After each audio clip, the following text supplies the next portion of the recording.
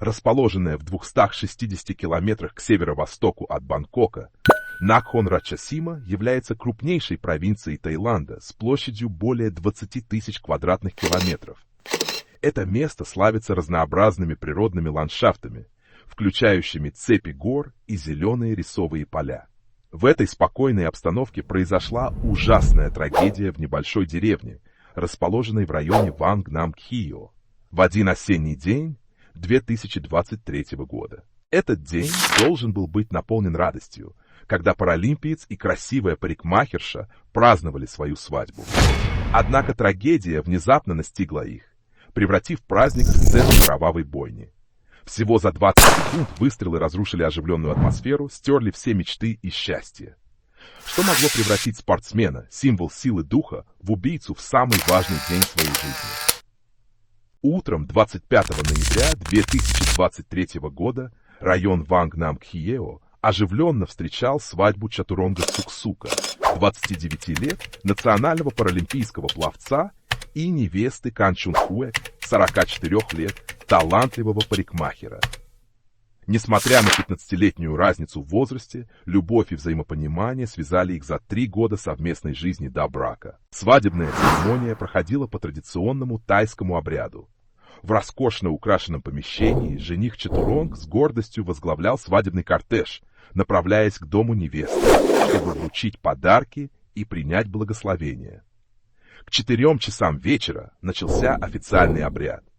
Невеста и жених в традиционных костюмах совершили поклонение предкам и обменялись обручальными кольцами в присутствии многочисленных гостей. Когда наступила ночь, начался свадебный банкет. Веселый смех смешивался с ароматами местных деликатесов, создавая теплую и радостную атмосферу. Однако за этой суетой постепенно проявлялись тревожные признаки. Некоторые гости заметили, что невеста и жених спорят. Хотя конфликт быстро уладили, с тех пор жених Чатуронг стал молчаливым и задумчиво сидел один за праздничным столом. Некоторые гости подумали, что Чатуронг, возможно, перебрал с алкоголем или переутомился. Свадебное торжество продолжалось в шумной атмосфере, но никто не подозревал, что приближается ужасная трагедия. Около 11 часов 30 минут вечера, в разгар веселья, Чатуронг внезапно встал и быстро направился к выходу, привлекая внимание многих.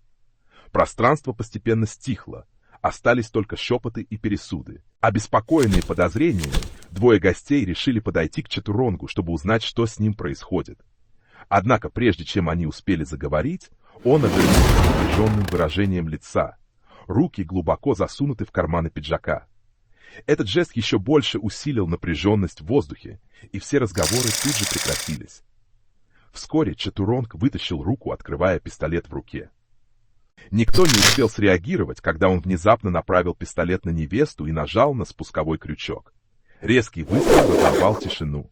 Всего за 20 секунд было сделано 12 выстрелов, унесших жизни невесты и находившихся рядом людей. Свадьба мгновенно превратилась в кровавую трагедию. Пронзительные крики и хаотичные шаги разносились повсюду. Гости в панике бросились искать укрытие. Тем временем Чатуронг, совершив жестокий поступок, покончил с собой прямо на месте происшествия. День, который должен был стать самым счастливым в жизни пары, превратился в трагическое проклятие. Сразу после происшествия некоторые гости пришли в себя и быстро позвонили в полицию. Правоохранительные органы прибыли в течение короткого времени. Несмотря на опыт работы с трагическими случаями, они были потрясены увиденным. Двор был в беспорядке. Столы и стулья перевернуты, вещи разбиты, а осколки стекла лежали повсюду. Самое ужасное — тела 5 жертв лежали разбросанными по двору. Некоторые гости все еще прятались в укромных местах, с ошеломленными лицами и глазами, полными ужаса. Одежда многих была в пятнах крови, что только усиливало мрачное впечатление от резни. По предварительному расследованию преступником признан жених Чатуронг Суксук.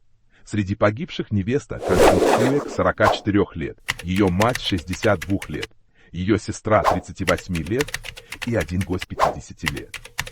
Еще одна жертва 28 лет получила пулевое ранение в левое плечо и была срочно госпитализирована в тяжелом состоянии.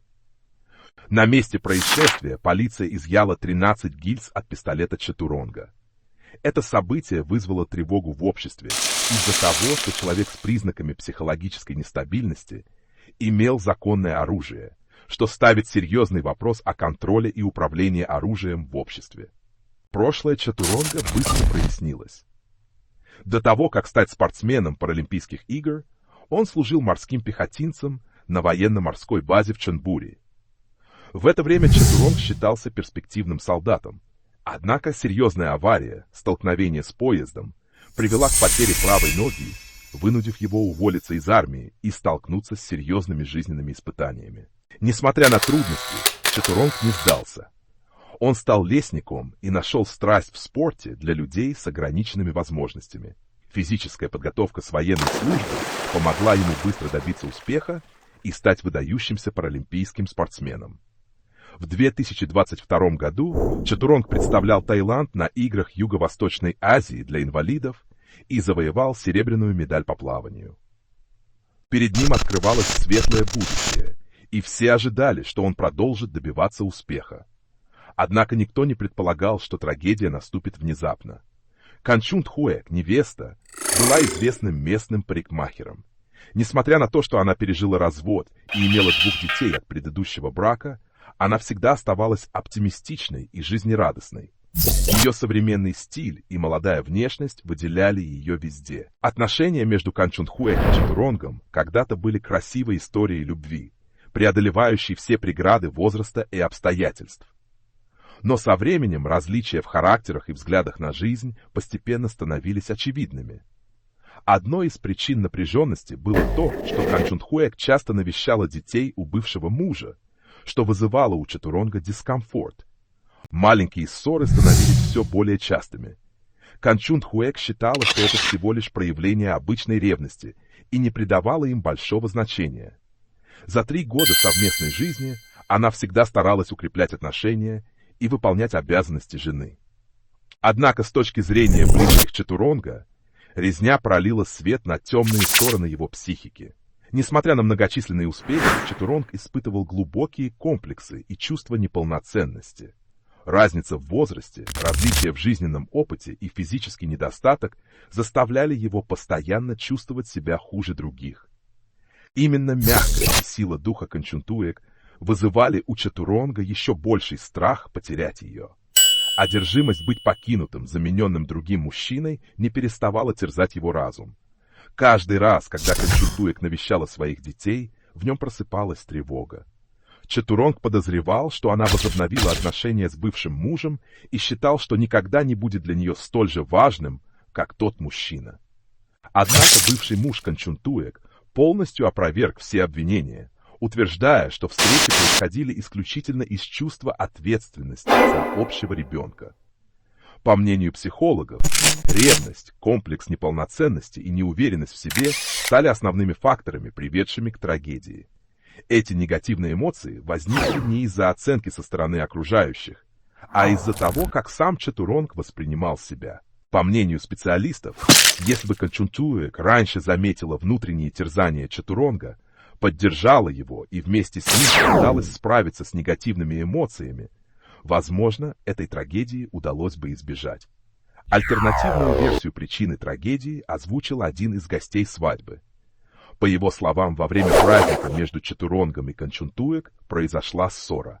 Несмотря на то, что оба старались говорить тихо, чтобы не мешать окружающим, ссора стала настолько острой, что они непроизвольно повысили голос, и тот самый гость услышал несколько фраз. По его словам, Чатуронг был в тот момент чрезвычайно зол. Лицо его покраснело. Он находился в состоянии сильного эмоционального возбуждения. Напротив, Канчунтхуэк сохраняла спокойствие. Ее взгляд оставался твердым. Она не показывала слабости. Когда они заметили, что спор привлек внимание многих гостей, оба прекратили его, чтобы не испортить настроение присутствующим. Содержание спора касалось свадебного выкупа. Чатуронг хотел, чтобы Канчунтхуэк использовала часть выкупа для оплаты свадьбы, рассматривая это как знак ее уважения к нему и к их браку. Однако Канчунтхуэк отказалась. Ее ответ еще больше укрепил Чатуронга в мысли, что она не полностью предана ему и, возможно, покинет его. После этого Чатуронг сидел в одиночестве и пил алкоголь, погруженный в мрачные мысли. В состоянии опьянения его комплексы и ревность усилились. Ссора стала последней каплей, и под воздействием алкоголя Чатуронг потерял самоконтроль. В ходе расследования полиция подтвердила, что пистолет и патроны, использованные Чатуронгом, были приобретены на законных основаниях. Благодаря опыту службы в армии, он часто носил оружие с собой после демобилизации. Его действия, многократные выстрелы в невесту, ее мать, сестру и 2 гостей, свидетельствуют о том, что это было не спонтанное решение, а результат длительного подавления негативных эмоций. После резни семья невесты привезла тела Кан Чунхуэг, ее матери и младшей сестры, чтобы провести похороны в соответствии с религиозными обрядами. Тело Чатуронга было доставлено в храм в его родном районе Пхимай для проведения последних ритуалов. Семья погибшего гостя также устроила прощание в другом храме того же района. Эта трагедия стала не только личной катастрофой, но и тревожным сигналом о 2 острых социальных проблемах в Таиланде – контроле над огнестрельным оружием и психическом здоровье. Согласно данным Центра исследований насилия с применением огнестрельного оружия, Таиланд занимает 1-е место в Юго-Восточной Азии по уровню гражданского владения оружием. Из примерно 10 миллионов единиц оружия в обращении, около 4 миллионов не зарегистрированы официально. Это означает, что каждый 10-й житель Таиланда владеет оружием. Тревожная реальность на фоне роста насилия с применением огнестрельного оружия. 2023 год ознаменовался множеством резонансов в Таиланде. Трагедия на свадьбе в Накхон-Рачасиме произошла всего через несколько недель после стрельбы в торговом центре Бангкока и через несколько месяцев после трагедии в детском саду в Утай-Саван, где погибло 36 человек. Общим знаменателем этих событий является то, что преступники имели признаки психических расстройств или находились под воздействием наркотиков. Однако проблема психического здоровья в Таиланде по-прежнему остается недостаточно внимательной. Согласно отчету Министерства здравоохранения Таиланда, лишь около 30% людей с психологическими проблемами обращаются за профессиональной помощью. Социальные предубеждения и культурные барьеры заставляют многих стесняться делиться своими психологическими трудностями. В случае с Чатуронгом признаки психического расстройства появились давно, но им не уделили должного внимания, что привело к трагическим последствиям. Что вы думаете об этой истории? Как мы можем вместе построить более безопасное общество, наполненное любовью и сочувствием? Поделитесь своим мнением в комментариях ниже. Не забудьте поставить лайк, если вам был полезен этот материал, и подписаться на канал, чтобы узнать больше задумчивых историй. Спасибо, что были с нами до самого конца.